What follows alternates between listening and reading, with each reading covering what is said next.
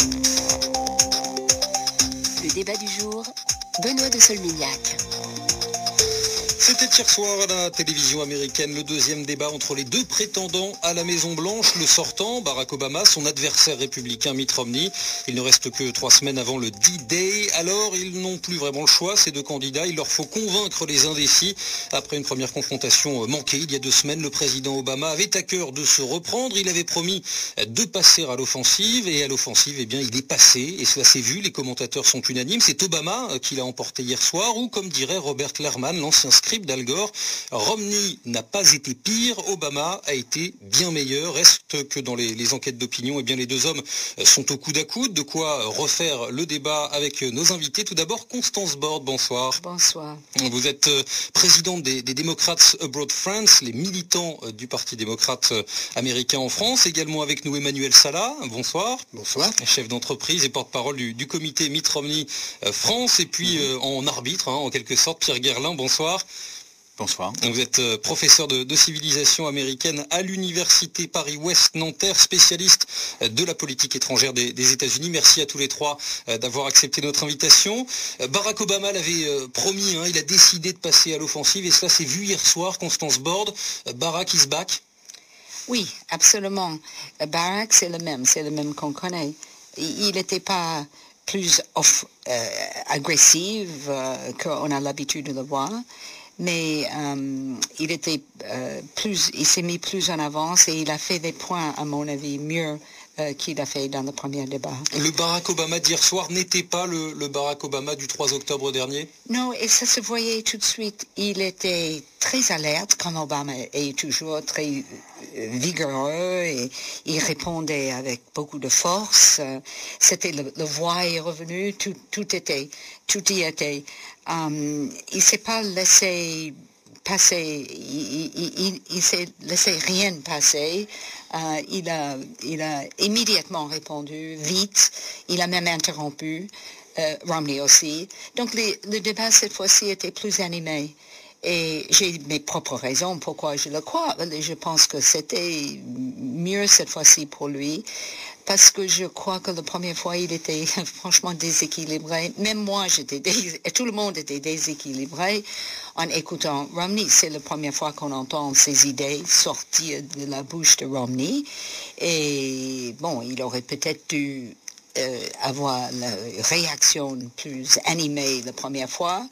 Mais je pense qu'il réfléchissait beaucoup à ce qui se passait devant lui. On avait été nombreux à être surpris par la prestation de Mitt Romney lors du premier débat, Emmanuel Salah. Il avait vraiment réussi à incarner ce statut de candidat qui était le sien au sein du Parti républicain. Comment vous l'avez senti dans le débat d'hier? Quel a été votre sentiment général sur sa prestation hier?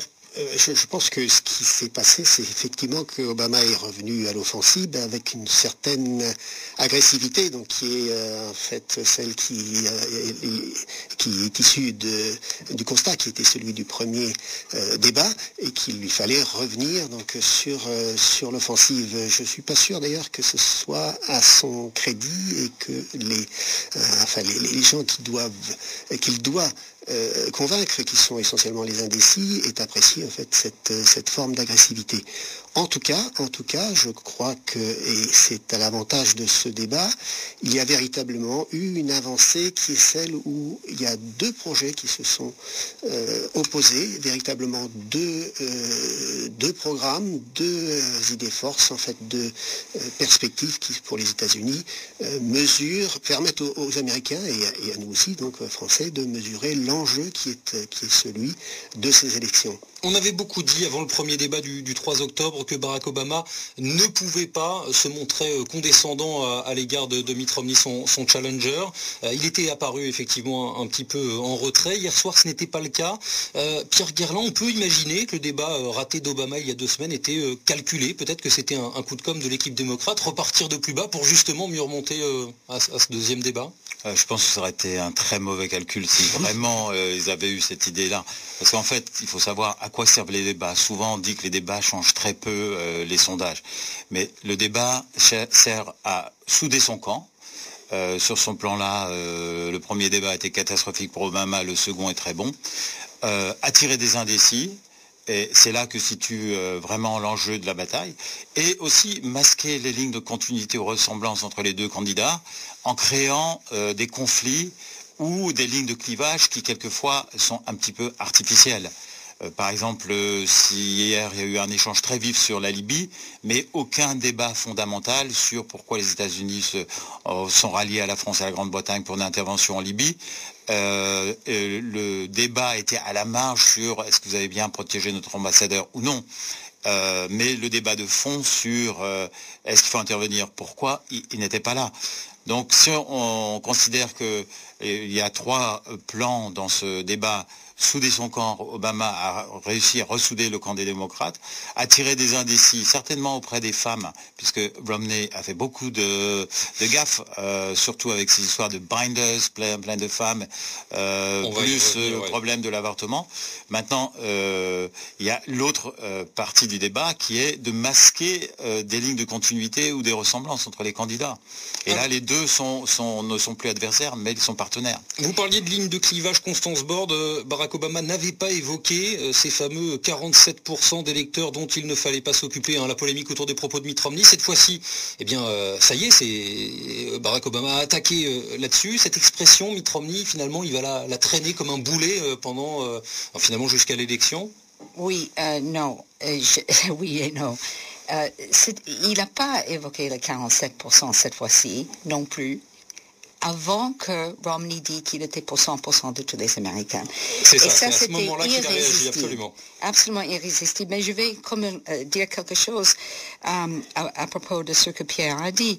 Oui, c'était formidable pour souder, parce que nous sentions jusque hier soir, nous les partis, les ferventes de Obama, vraiment un peu abandonné. Et là, on l'a retrouvé, on a dit, ça y est, il a monté la pente et là, ça va mieux.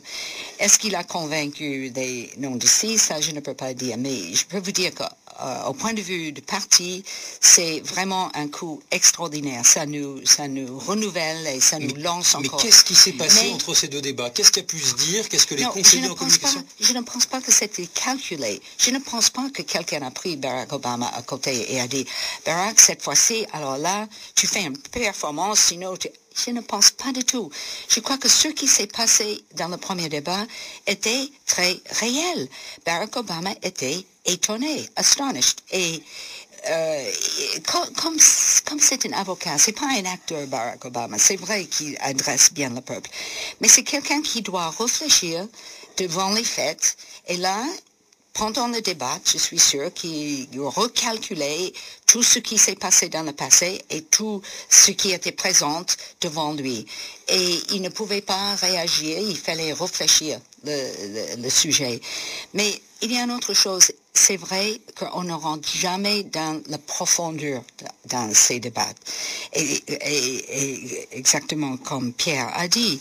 Par exemple, on a parlé de l'économie, mais on n'a jamais creusé pour savoir quel était le vrai problème dans l'économie et qu'est-ce que Obama a pu faire pendant ces 4 ans, et c'est ce qu'il n'a pas pu faire, et pourquoi, et quelles étaient les raisons. C'était toujours sur la surface. Vous avez remarqué, pourquoi je n'ai pas un job? C'est ça, tout le monde demandait. Et Emmanuel Salah, c'est un débat du superficiel contre le superficiel, en général, ces débats télévisés? Non, je ne suis pas si sûr, parce qu'il y a à travers des lignes de partage et je pense à l'épisode que vous avez évoqué, donc qui est celui de la Libye, il y a véritablement une ligne de force qui s'est dégagée, qui est celui du débat de la politique étrangère, donc d'Obama. Vous savez que Mitt Romney a beaucoup critiqué Obama sur le fait qu'il avait annoncé que l'attentat, qui est véritablement un attentat qui donc a provoqué la mort de l'ambassadeur en Libye, était simplement un débordement d'une manifestation qui, ma foi, a mal tourné. En réalité, à travers cet acte qui est donc celui qui est un acte terroriste, c'est toute la politique d'Obama qui est en jeu, qui était celle de dire nous avons réglé la question d'Al-Qaïda. En même temps, quand Mitt Romney a énoncé cette idée que Barack Obama n'avait pas immédiatement dénoncé un acte terroriste, il a été repris, alors ça c'est assez rare, par la présentatrice de CNN. En fait, la présentatrice de CNN a reconnu que c'était effectivement Mitt Romney qui avait raison. Et Obama qui, pendant 2 semaines, a prétendu qu'il s'agissait, là encore, d'un d'un débordement, ce qui est quand même un comble de la part. Il a quand même parlé de l'acte de terreur. Il a parlé au bout de 2 semaines. Le lendemain, il a quand même parlé des actes de terreur. Oui, là, je crois qu'il faut remettre un petit peu de contexte, parce que le soutien aux groupes de terroristes comme Al-Qaïda ou les Moudjahidines, il remonte très loin. Ça remonte à Brzezinski, sous Carter, quand il y a eu l'invasion de l'Afghanistan. L'administration Bush a aussi soutenu des groupes qui sont problématiques. Et là, on est en face d'un cas de ce qui s'appelle le blowback en anglais, c'était un retour de bâton qui dépasse les simples événements de ce qui s'est passé en Libye. Effectivement, en Libye, les États-Unis, comme la France et la Grande-Bretagne, soutiennent des groupes qui sont des groupes terroristes qui, quelquefois, ont été mis sur la liste des terroristes par les États-Unis eux-mêmes. De même qu'en Syrie, l'opposition syrienne n'est pas un seul groupe. Il y a des groupes terroristes, notamment Al-Qaïda, qui sont impliqués. Et là, ça dépasse de très loin le débat Romney-Obama, parce que la classe militaire et politique américaine est en grande partie d'accord sur ces événements. Et il y a un clivage artificiel sur la politique étrangère. Et sur la Chine, par exemple, ce que dit Romney est tout à fait fantastique. Tous les présidents américains font des déclarations sur la Chine. Clinton avait parlé des droits de l'homme. Et quand ils arrivent au pouvoir, il y a des réalités géopolitiques qui font qu'il est impossible d'avoir un conflit énorme avec la Chine. Et de raison, le cas de Romney, il fait des affaires avec la Chine, son financier principal, et même fait des affaires avec la mafia chinoise. Donc le discours qui est tenu sur la Chine, sur la politique étrangère, c'est un discours pour la consommation des électeurs américains, mais c'est pas un discours de vérité ou d'analyse historique. On va revenir sur les questions internationales peut-être un peu plus à la fin du débat, puisque le prochain débat, disons-le, sera consacré exclusivement à la politique étrangère. Alors le premier débat portait sur les questions économiques et en même temps, en temps de crise, difficile pour celui qui est au pouvoir de défendre son bilan. Cette fois-ci, Barack Obama a pu mettre en avant d'autres succès de son mandat, le sauvetage du secteur automobile, la mort d'Oussama Ben Laden. Mitt Romney, lui, a encore essayé d'appuyer sur les promesses non tenues de Barack Obama. Finalement, le débat, il a plus tourné autour du bilan de Barack Obama que sur les projets des uns et des autres pour les États-Unis ces 4 prochaines années. C'est votre sentiment aux uns et aux autres, Emmanuel Salah? Il a effectivement tourné autour du bilan, en fait, qui est celui d'Obama, qui est, je dirais, tout simplement catastrophique, quand on sait que, souvenez-vous, en fait, que Barack Obama avait promis une baisse, en fait, du chômage, qui devait atteindre 5,4%, et c'est aujourd'hui 8%, donc... 7,8%. Oui, ceci, c'est parce que, en fait, dans les dernières statistiques auxquelles sans doute vous faites référence, on ne parle pas de la Californie, ce qui est quand même tout à fait étonnant, mais de toute façon, ce sont des statistiques qui sont à majorer, puisque en fait le calcul du chômage est très particulier aux États-Unis. Il ne tient pas compte en fait de ceux qui ne se déclarent pas pour diverses raisons. Et aujourd'hui, c'est plutôt autour de 11% en fait qu'il faudrait élever ce taux, ce qui est tout à fait inédit et considérable. C'est 23 millions de personnes qui sont aujourd'hui sans emploi. C'est loin, très très loin de ce qu'avait proposé, annoncé et promis Barack Obama.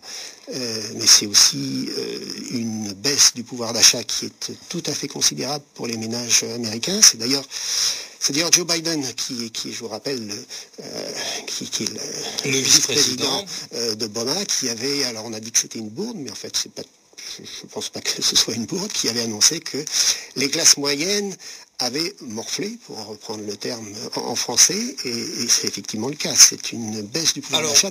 On va donner la parole à la défense, sauf que, alors, vous avez tout à fait raison sur les calculs. Alors, à ce moment-là, le 11% d'aujourd'hui qui égale 7,8%, ça a dû être donc 14% quand Obama est venu au pouvoir, parce que le taux de chômage était à 11% à ce moment-là.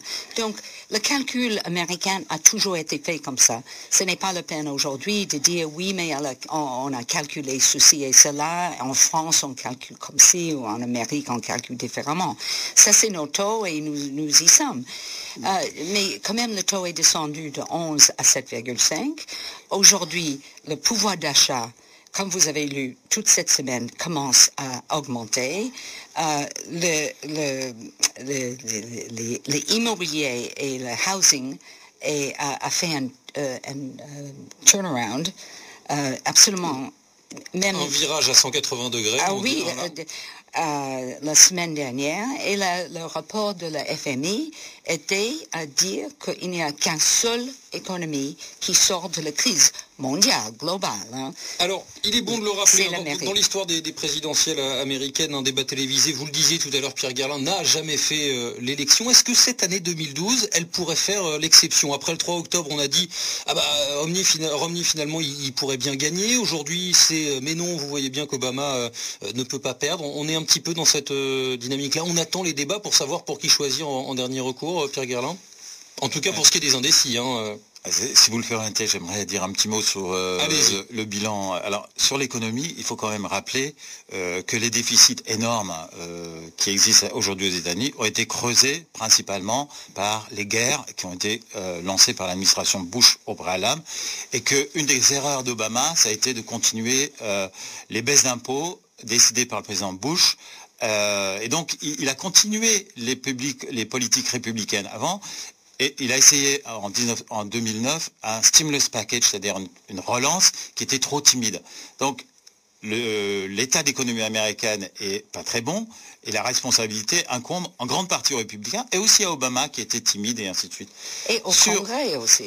Et au Congrès, où les républicains n'ont pas suivi les tentatives. Sur Ben Laden, nous avons un cas typique où Obama a fait quelque chose qui est très populaire, mais totalement illégal et non démocratique, puisque il a tué, comme l'a dit Gilles Kepel, quelqu'un qui était politiquement mort, et il ne l'a pas amené devant la justice. Et là, nous avons un cas typique où se faire élire et respecter la loi sont deux choses tout à fait opposées. Alors, sur les débats, et est-ce qu'ils vont produire le résultat? Les débats sont un facteur important, notamment parce que le premier débat montrait que Romney savait se recentrer. Ce qu'il a dit lors du premier débat ne correspond en rien à ses positions réelles. Et s'est recentré, c'est-à-dire qu'il a présenté un personnage tout à fait différent de celui qu'il était avant. Mais il y a d'autres phénomènes qui sont tout à fait importants. On ne sait pas comment vont fonctionner les machines à voter. On ne sait pas si les fameuses lois, les photo ID laws, les lois sur les cartes d'identité, comment elles vont être respectées ou ne pas respectées dans les dernières décisions des cours. Donc le débat est un problème parmi d'autres. Il nous reste très très peu de temps, malheureusement. On va donner la parole à Emmanuel Salah et Constance Bord sur cette question. La politique étrangère, je le disais, sujet du prochain débat la semaine prochaine entre Barack Obama et Mitt Romney.